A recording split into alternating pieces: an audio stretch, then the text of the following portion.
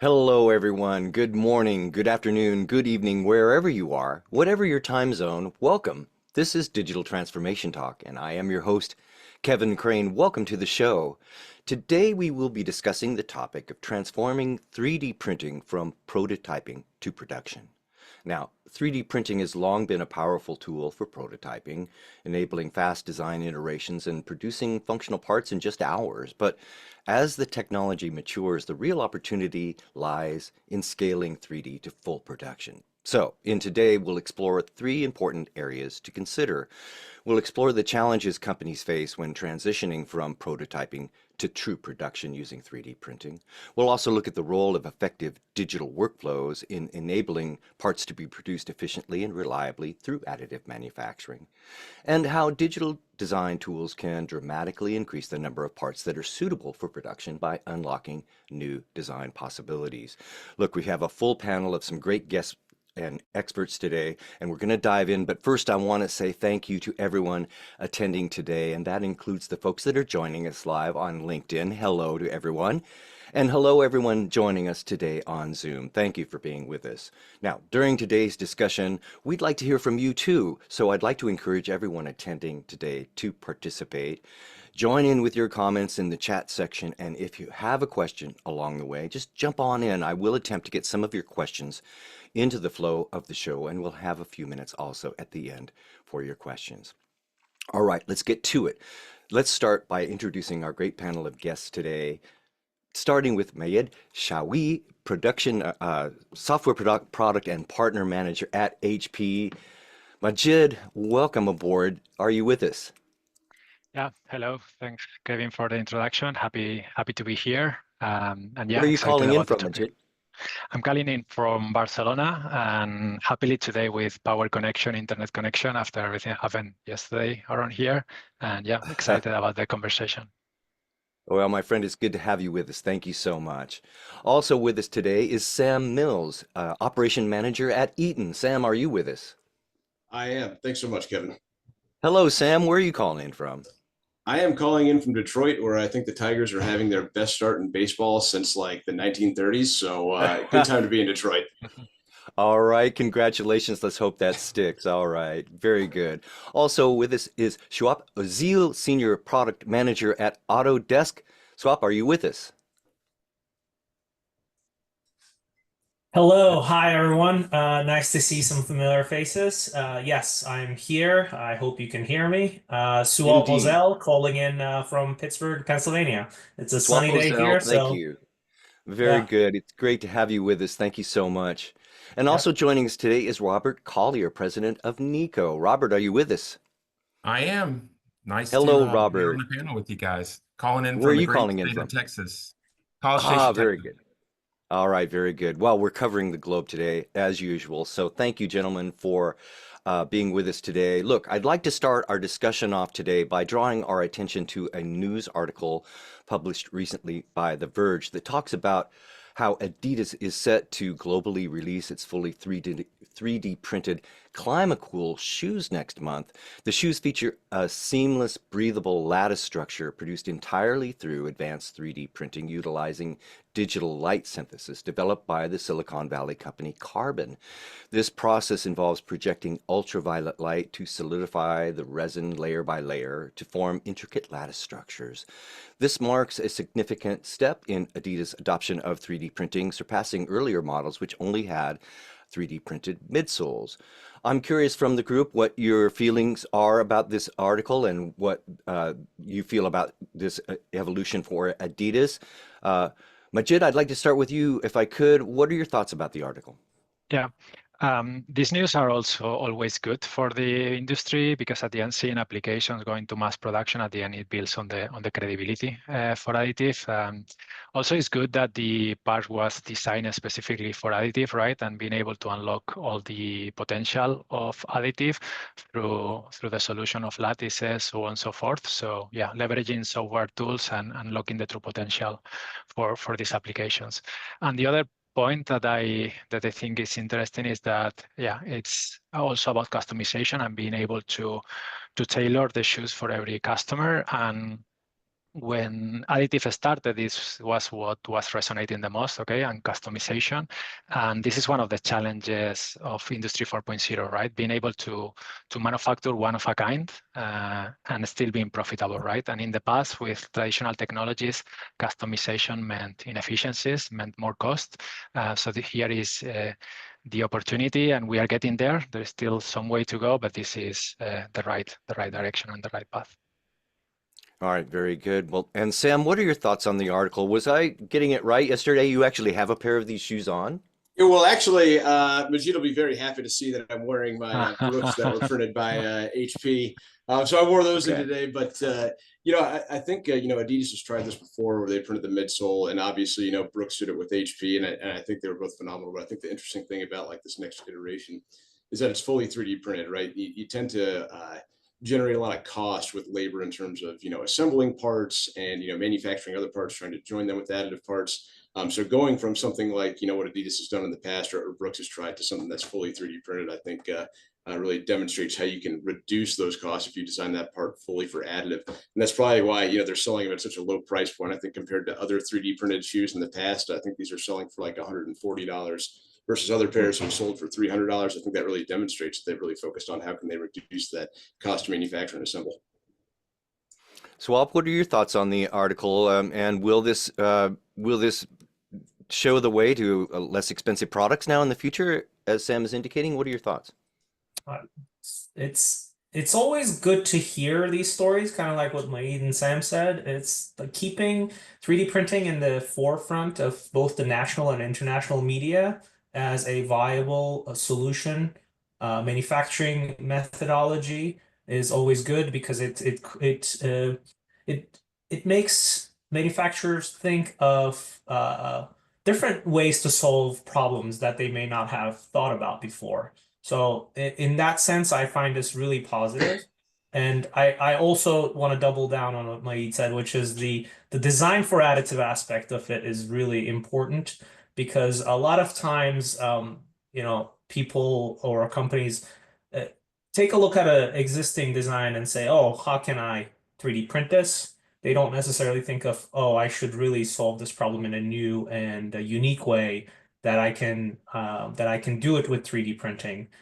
So that aspect is really important. So I really like that this is not just another shoe that's being 3D printed per se, but it's a 3D it's a shoe that's designed for 3D printing to make the most out of the to make the most out of the technology. So in that sense, I see this as a great win.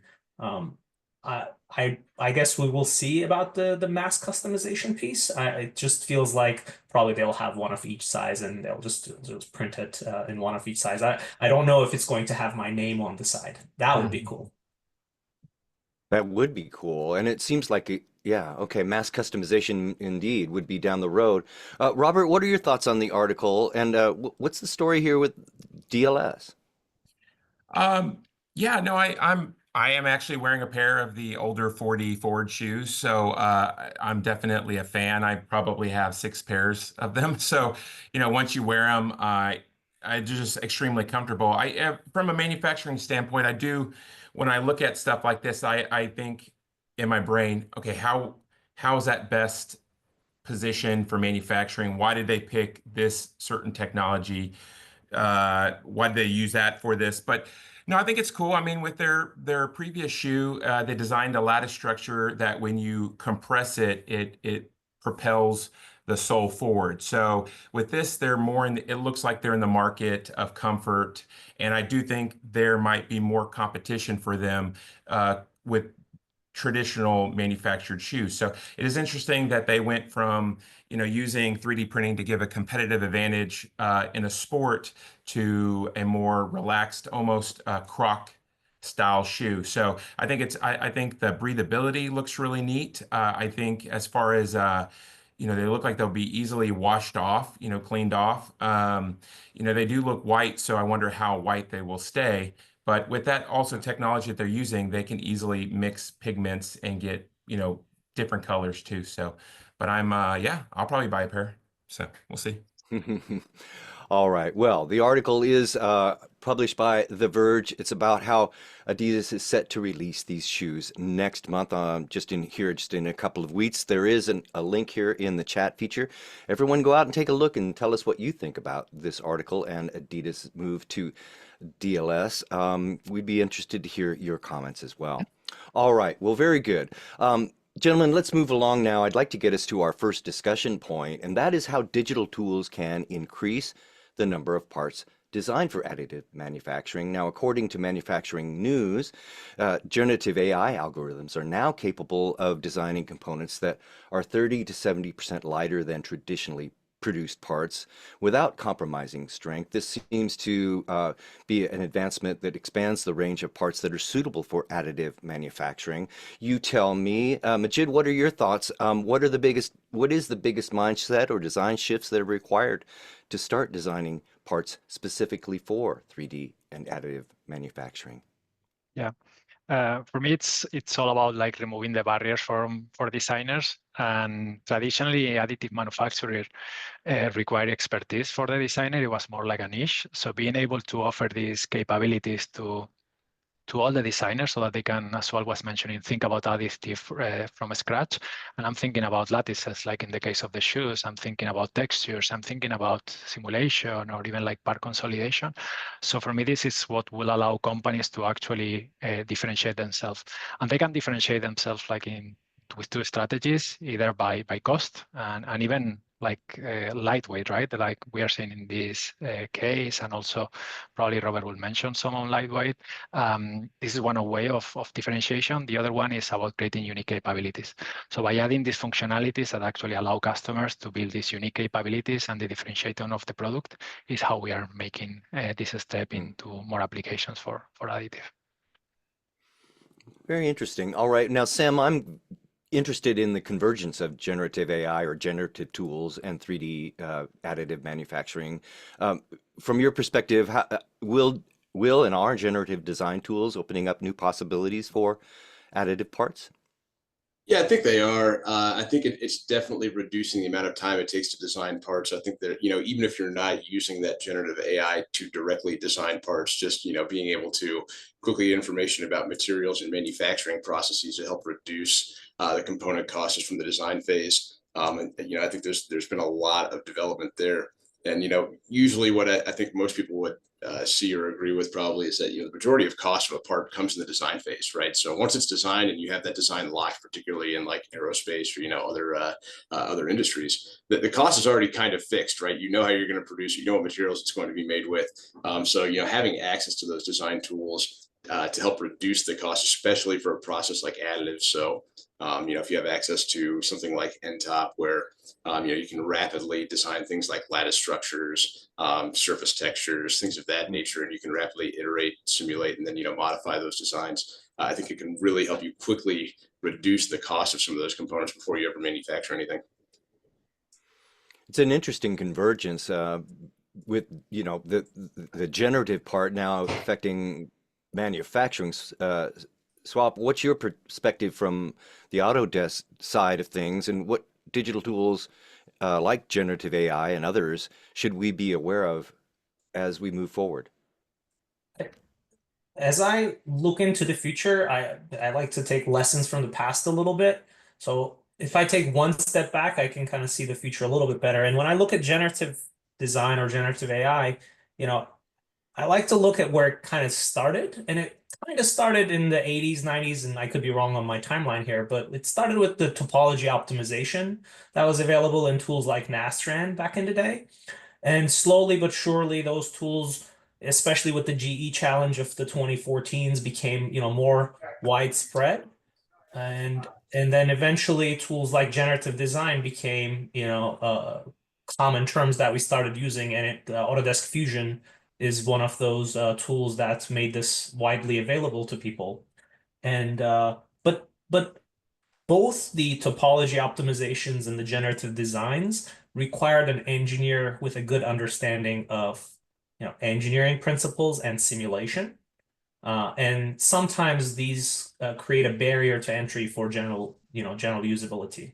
But nowadays, we have more tools available in the market like the ones that Sam mentioned, as well as tools like automated modeling that's within tools like Autodesk Fusion again, that make the barrier to entry to creating these organic shapes much lower. And we see technologies such as the one that HP announced at FormNext and Rapid, such as text to design tools that are coming out that make that give access to these generative algorithms in a much more easily accessible way to the user base. So I really see that path growing and becoming used a lot more in the industry. But at the same time, we still need the fundamentals of engineering knowledge and simulation understanding. We can't just, generate any old shape and use it in any old industry. So we will have to come a full circle of going from fully generative to, I think, coming back to engineering principles and completing that circle in the future. All right. Now, Robert, though, it seems that this could be a game changer. Do you think it's a game changer, or what are your thoughts? Oh, yes. Well, Swap kind of took the wind out of my sail here. Sorry. Like, he kind of brought it up. But yeah, I would say, with the specific with your question about will it bring more products to the market, I definitely think it will, because the implementation of FDM printers that everybody has, all the way up to industrial machines like HP's MJF. Software is just as important, and it used to be confusing. It used to it used to turn people off, but now there are so many opportunities. Like Fusion 360, CNC shops run Fusion 360. I mean, the cost to get into design is so low now, and it used to be with other companies. Hey, you have to, not only do you have to buy the software, you have to pay a yearly license fee. Now you have to pay for training. You can go on YouTube and learn how to use Fusion 360, and it gets these young kids motivated to design and then quickly manufacture. And yeah, I think so. I think because the cost to get into designing with these softwares are cheaper, online training is there, and the interface is getting easier. I think that will definitely make more parts designable for 3D printing. I will say, like Swap said, the same thing is you do have to be careful. If you're making your own little trinket at your house, it might be different. But when it comes to manufacturing, just like a CMM that's really easy to set up, if you set up a part quickly, you will have a problem when measuring it. So I think the same thing is, just because you can design something easily, you still need to go through and validate all your dimensions, the engineering behind it, because there will be issues when you can design real quick. You still need to take care of the fundamental side, like Swap said. But yeah, no, I think it's fantastic. I personally enjoy how the prices are dropping. And then also, we're not a shop that just has one software. We have a multitude of softwares, each with their specialty. So it's nice for us. We like it. Now, gentlemen, before I move on, I'm curious, and perhaps you can all help me out with this, just jump on in, but I'm curious about, we've been talking perhaps about new products, but what about legacy parts? Can you share an example where digital tools enabled the redesign of legacy parts to be better suited for 3D printing? Anyone? I think that's like a big push of the industry right now, is how do you take something like an old CAD drawing or just an old 2D drawing and convert it into CAD, right? I think people are definitely trying to leverage AI tools for that. I don't know if we have a specific example where that's worked at Eaton, but I do know that, we've had success with what we would call like supply chain resiliency, where we have a component that's been, historically injection molded, for instance, and we've converted to do, like supply chain resiliency type of work, where if we can't get access to the parts or the molds have expired and we need to retool them, we can do short-term production using something like, our HP MJF with a nylon material here, where actually I think we released a press release on that with HP back at Rapid a few weeks ago on our breaker lock. So, those are things that we've done, and I think, we've leveraged some of those digital tools to get there to help make sure we can redesign those parts in order to make sure they're manufacturable with additive. All right, very good. I'll add a few things if it's okay, which is Sometimes, especially Sam said it great, right? Some of these drawings are really old. They could be on paper, on PDF if you're lucky. And you have to extract dimensions and recreate them. And sometimes all you have are old data sets, and it could be old STLs. These are mesh files, and you need to, take them into your modern CAD tools and convert them into CAD models that you can perhaps edit. So there are many tools out there that could help you along that journey to digitize your assets. And, like we mentioned, Autodesk Fusion is one of them. But I want to talk about a slightly different example, if I can, for a minute, Sure. which is I've seen firsthand government parts where some of these parts are worn out, and the original manufacturers have shut down because these could be on ships, for example, right? That's been in operation for 10, 20, 30 years. And when a part is worn down, to get the parts remade, recast, we don't have necessarily the factories in place to do these. So additive becomes a really important piece to be able to recreate those parts. And when we say recreate, I don't necessarily mean recreate it from scratch, but sometimes it could be a repair job too. So we talk about additive, and most folks always think about a desktop printer at home, but additive is a big field, including directed energy deposition as well. So you could be filing parts that have worn down and then doing additive workflows on top of those with these DED machines to be able to add material, and then with subtractive take material away to get to the tolerances that Robert was talking about. So additive plays a big role in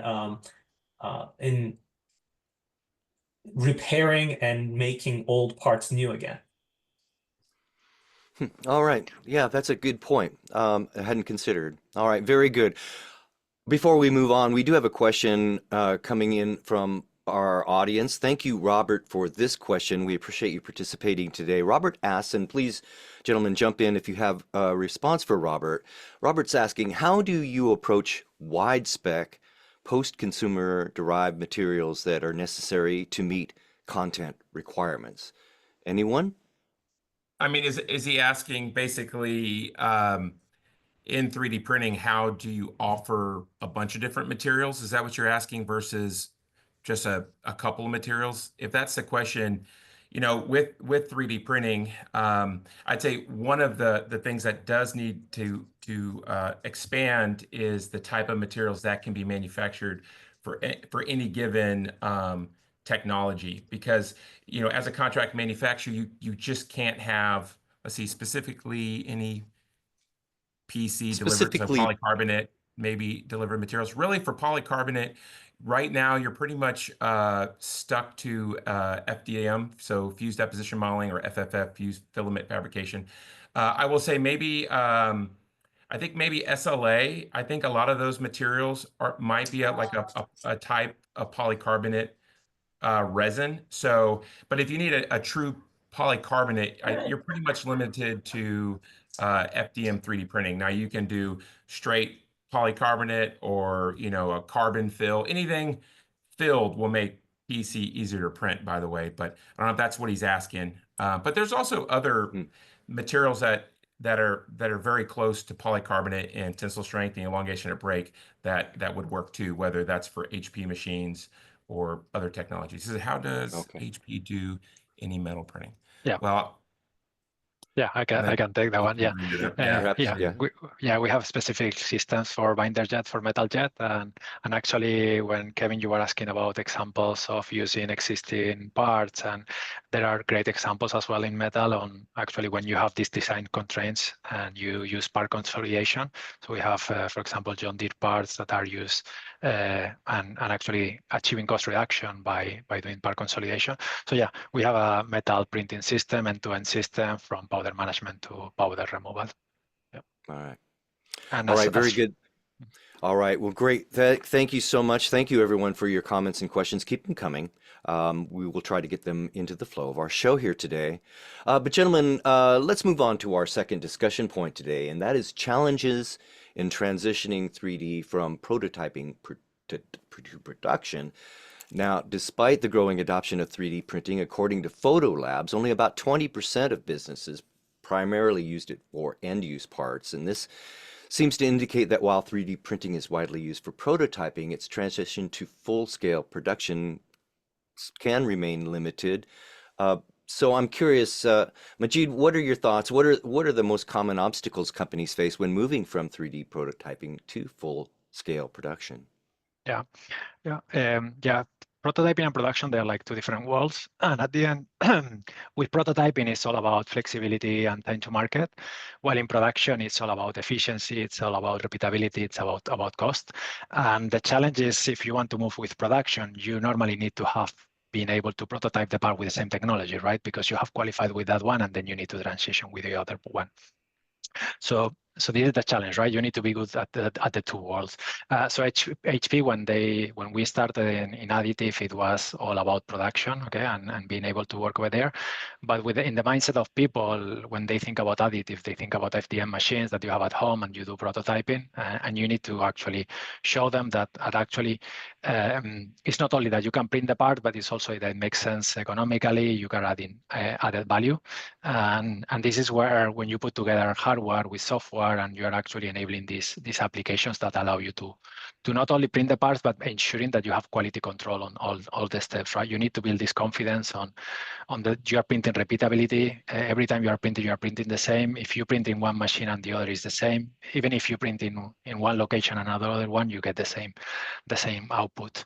And normally, if we go back to where we were mentioning at the beginning, when you use existing part and you want to transition to additive, you cannot be just marginally better, right? You need to be a step function. So when you think about additive from the design phase is when also this change is able to happen.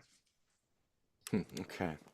Now, Sam, transitioning from prototyping to production, how do materials limitations and certification requirements impact this transition? Yeah, I would say that's probably one of the bigger problems for us. The two things that really tend to hold us back from going to production would be material requirements and the manufacturing rate. How fast can you make parts, right? A lot of the things that Eaton makes tend to be injection molded, and so when you're making a lot of parts with injection molding, sometimes the speed and cost of additive make it difficult to keep up. So that's one of the things we look at. But from the materials side, if you know anything about polymers, UL has a blue card certification. It's very similar to a yellow card certification for material with injection molding, where they effectively say if you use a certain material with a certain process, like HP with their flame retardant nylon that I believe they just released this year, if you use the manufacturing process or parameters that are provided by that particular manufacturer, then your material is certified for certain mechanical properties, in this case, flame retardants. So that's something that we look at a lot. However, it's very difficult to get that blue card certification and maintain that certification. So there's very few companies and materials out there that have pursued that, because it tends to be one, fairly difficult to get, and then two, it's fairly difficult to maintain, because UL reserves the right to audit your material and process at any time to validate that blue card. So that is something that we look for with materials, but again, it can be difficult, especially if you're looking at like FDM machines, right? There's very few companies that have pursued that like blue card certification to get that material certified for a production process. Another limitation for us tends to be filler loadings. We use a lot of glass-filled nylons in our industry, and the filler loading tends to be around 30%. Very difficult to achieve with additive, even with a process like FDM. So those are, I would say, limitations that are solvable, but haven't been solved yet. So we do have a team here that works on those things as well. Now, Swap, I'm curious about consistency. What role does consistency and repeatability play in scaling, and how can companies address those concerns? It's a good question. So as I was listening to everyone, I took some notes, and the one thing that Sam said, which is that they use injection molding on some of their production line, is this concept of cost versus volume of production. And obviously, if you're going to try to compete with injection molding, you really have to make the most of your machine and in a consistent way, right? So taking the HP machinery as an example, and I'm just going to randomly throw some numbers out there because I don't have one in my house. But let's say a certain build is going to take me, I don't know, 5 hours to finish.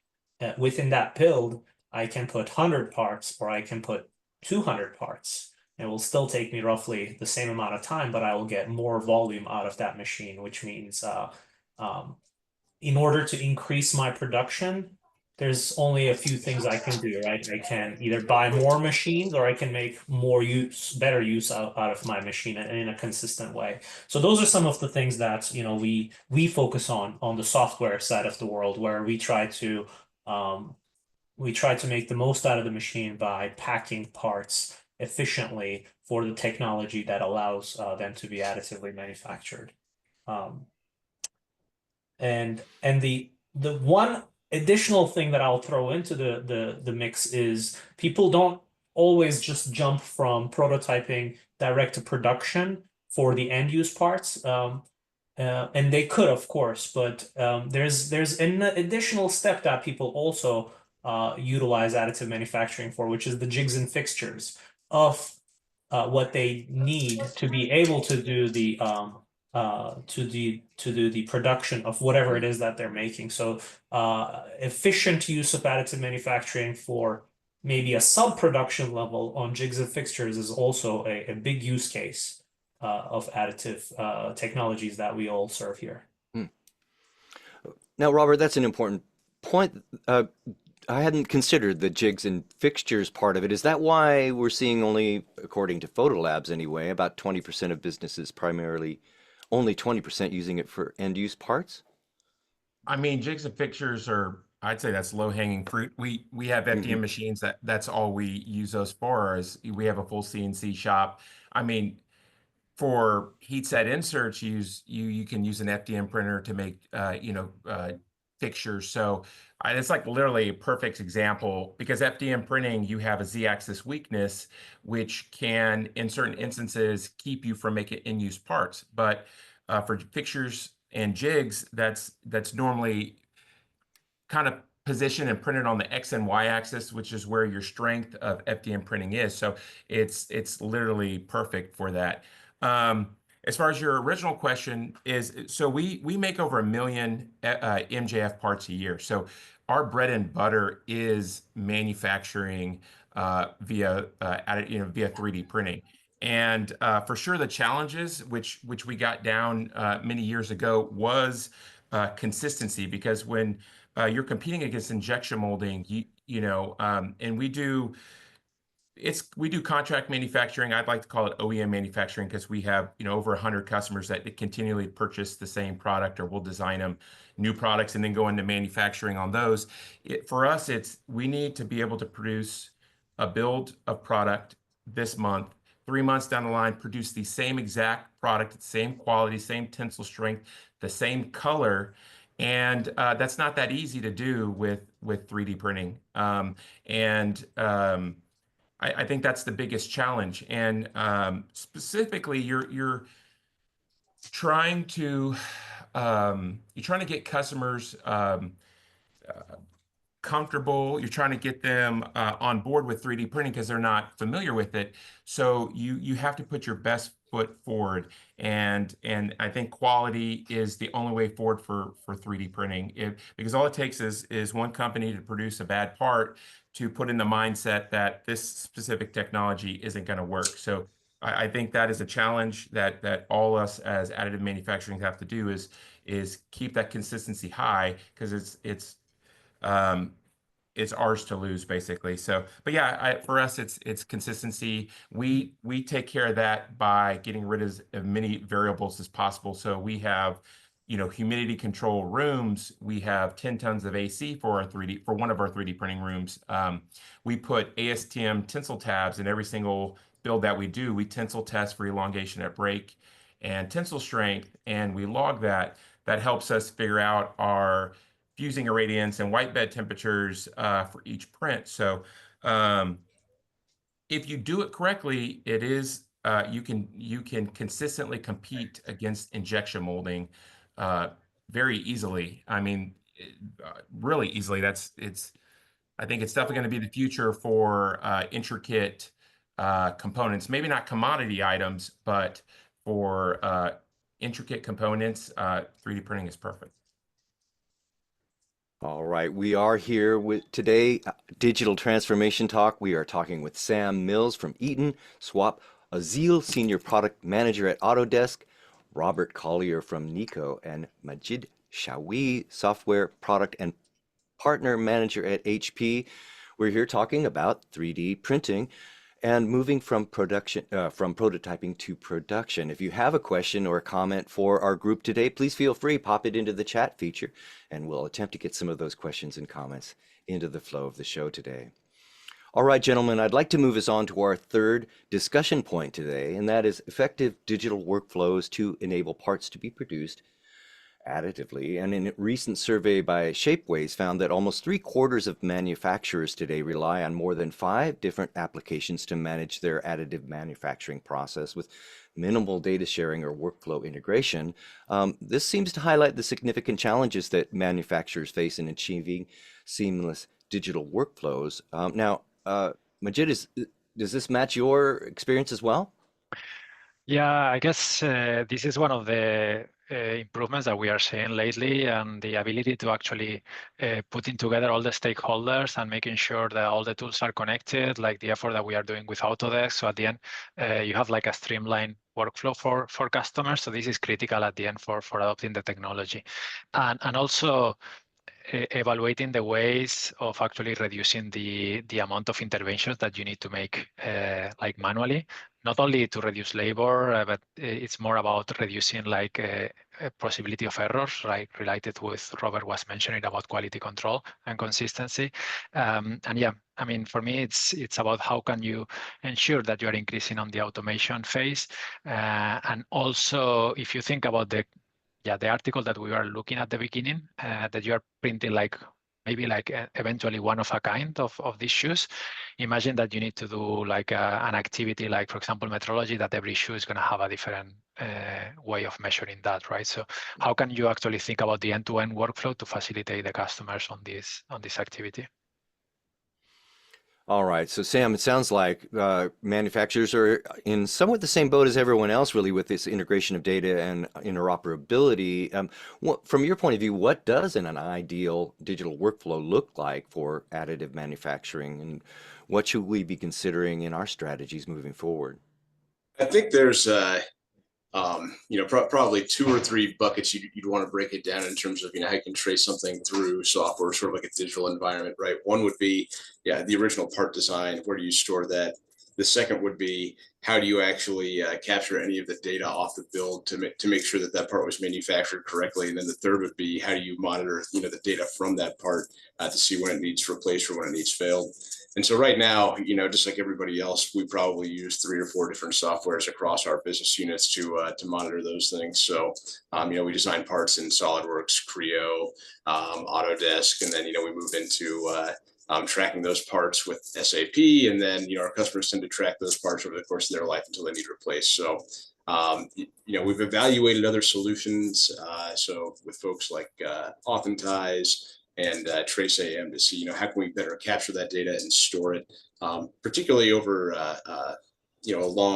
a long life component. So things that we design for, like the US government, for example, we have to have traceability back for, 10, 20, 30 years, depending on the component that we manufacture, to make sure that it was manufactured properly. So ensuring that we store that data properly, ensuring that the part was manufactured properly is pretty critical. And right now, I would say we're similar to everybody else. We're still trying to figure it out.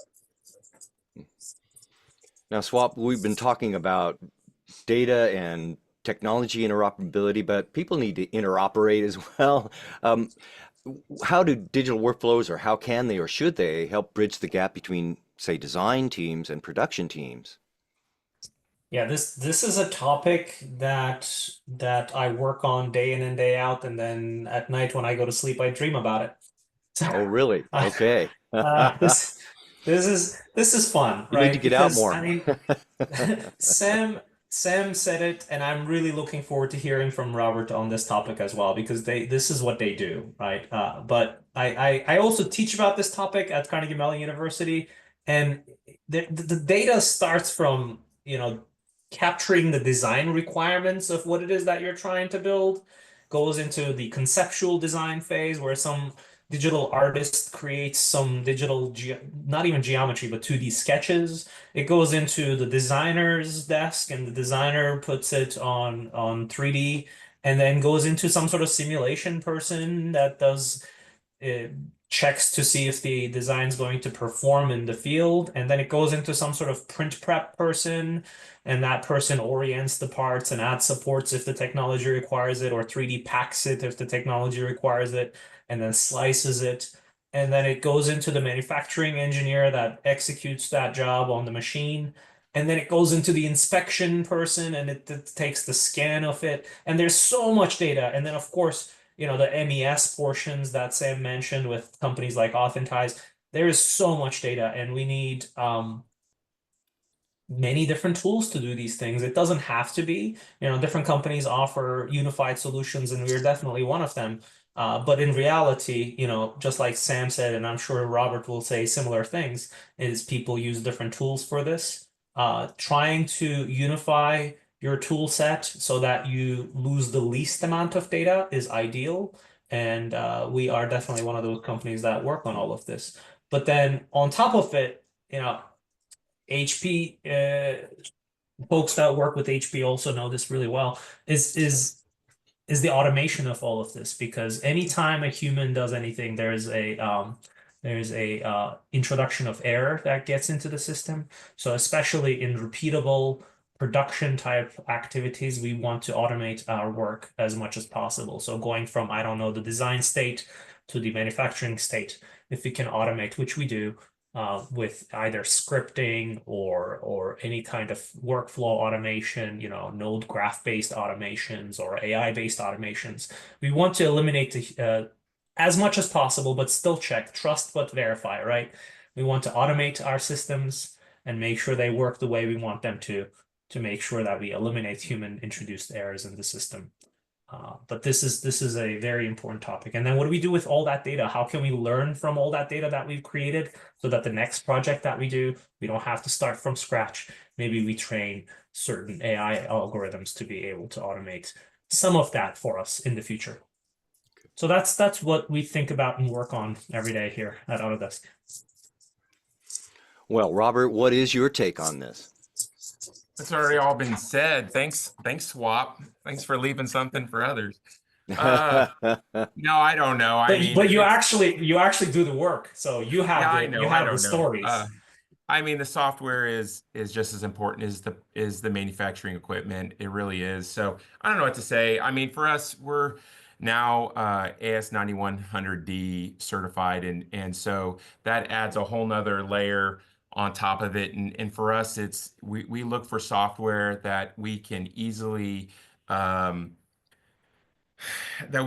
keep track of all the data that it gives us, and be able to put it in a way that we can understand it and double check everything. And so I don't know. But it does start with, for us, we do both. We design for our customers, and we get files from our customers. And it starts with getting a good software to convert steps to STLs, because you'd be surprised how many different softwares can make step files, from the really cheapest material software to the most expensive, and they don't convert the easiest depending on what you use. So, and we have to be able to convert without losing features. And so, it starts with that. Then it goes to, like for instance, we particularly like to use Fusion 360 and NetFab. That has worked out really well for us, because you can kill kind of two birds with one stone. You can make any adjustments you need to the files, and then go straight into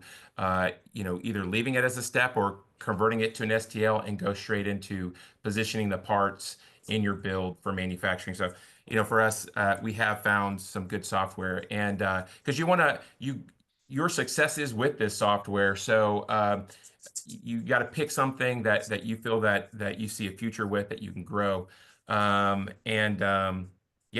it. And then maybe some other stuff. You need secure software, works well with cloud services, and then for us, to keep details for the printers, we have to be able to, we have really intricate file names, because those file names carry the settings for the machines.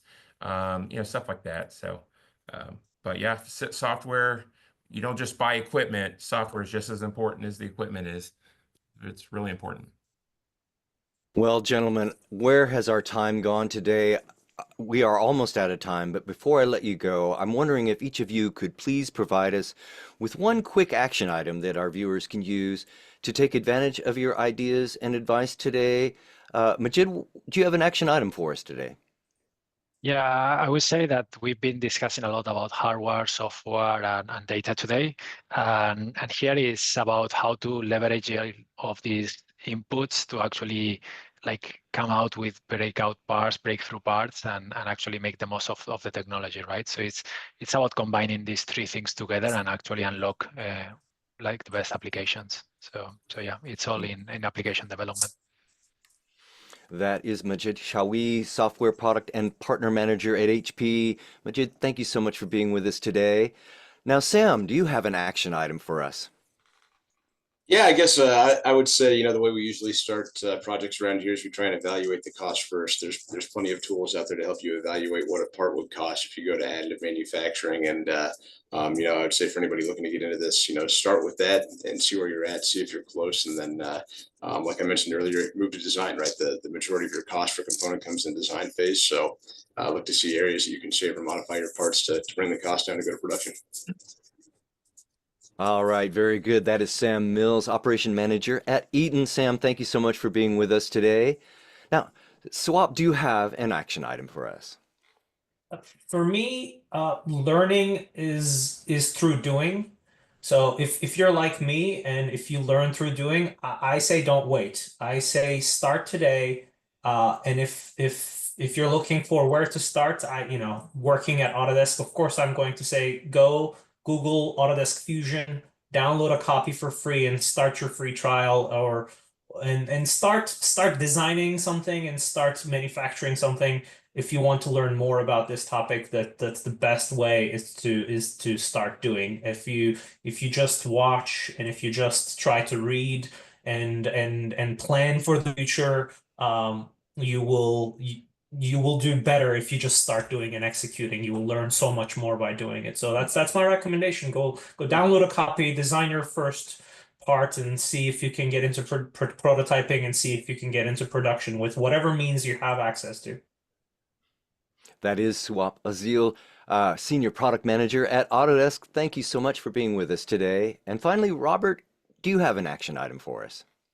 Well, I would say for any other 3D manufacturers that might be listening in, I think, guys, we got to keep our quality the best that we can, because we're competing against traditional manufacturing, and we only have one chance to set a good example to the customer. So I think 3D printing, yes, it's easy and quick to make a part, but the consistency is key, and we want to push this industry and produce more products. So I would say, guys, that we really need to focus on producing the best parts that are possible so that we can make our customers happy and safe, knowing that this new technology isn't just for prototyping, that it can actually be used for in-use industrial components.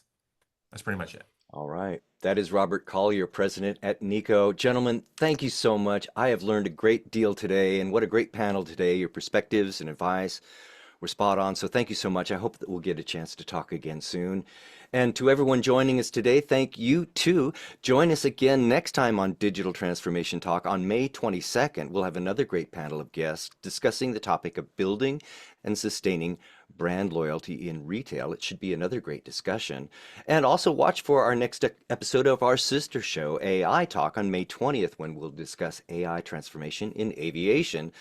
That's all there at business-reporter.co.uk. And in the meantime, if you'd like to connect with me, you can do so on LinkedIn. I'm happy to connect there, so check me out. I'm Kevin Crane.